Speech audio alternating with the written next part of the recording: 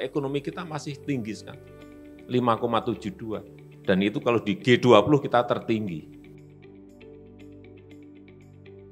Siapa sangka negara yang dulu masuk dalam 5 negara terapus secara ekonomi di antara negara berkembang lainnya, kini Indonesia menjadi negara yang memiliki pertumbuhan ekonomi paling pesat di antara negara-negara di dunia. Bahkan Indonesia berhasil menempati peringkat kedua di antara negara-negara G20 dan juga Asia Tenggara dengan pertumbuhan ekonomi tertinggi. Indonesia juga mampu melalui berbagai krisis akibat pandemi dan juga sosial politik dengan baik dalam 2 tahun terakhir, di mana dunia mengalami kemerosotan secara ekonomi. Namun, Indonesia mampu menembus pertumbuhan ekonomi tertinggi setelah 16 tahun pada awal tahun 2021 mencapai 7,07%. Lalu, bagaimana sih strategi Indonesia sehingga ekonominya dapat tumbuh pesat? Menurut Mercedes Ruehl, seorang jurnalis Financial Times koresponden untuk Singapura dan Asia Tenggara, ada 3 strategi yang dilakukan oleh Indonesia, di antaranya, pertama, Indonesia meningkatkan pembangunan fasilitas umum di setiap daerah. Dengan pembangunan fasilitas umum yang merata, akan mempermudah para investor asing untuk menanamkan modalnya di Indonesia.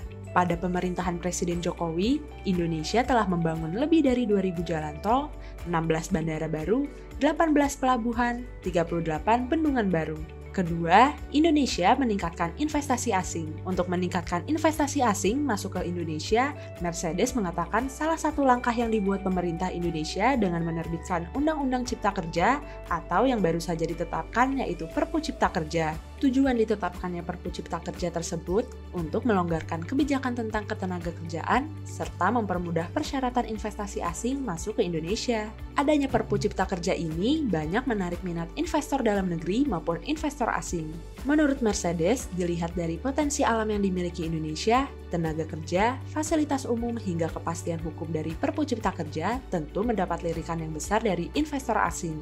Ketiga, yaitu Indonesia melakukan pembenahan pada perusahaan BUMN dan juga fokus pada hilirisasi industri. Pemerintah Indonesia melakukan pemangkasan terhadap perusahaan BUMN. Berdasarkan data yang Mercedes dapatkan, jumlah awal ada 108 perusahaan BUMN, kini menjadi 41 perusahaan saja di akhir tahun 2022 kemarin. Hal ini juga untuk meningkatkan efektivitas juga peran tiap perusahaan dalam membantu negara. Selain itu, Indonesia juga fokus pada hilirisasi industri. Menurutnya, pendapatan Indonesia sangat bergantung pada hasil ekspor tambang. Biasanya, Indonesia hanya mengekspor barang mentah tambang saja ke negara lain. Namun, kini Indonesia melarang adanya ekspor barang mentah. Dengan adanya hilirisasi industri, Indonesia bisa mengekspor barang setengah jadi hingga barang jadi kepada negara lain. Indonesia pun mendapatkan nilai yang jauh lebih tinggi dengan adanya hilirisasi industri. Contohnya, keberhasilan hilirisasi industri nikel, pendapatan negara dari ekspor nikel yang bernilai tambah itu melejit menjadi 360 triliun dari yang sebelumnya di tahun 2019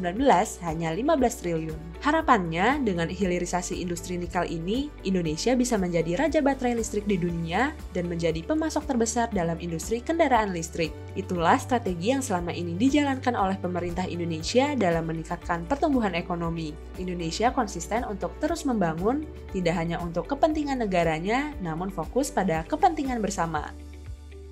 Jangan lupa like, share, dan komen video ini.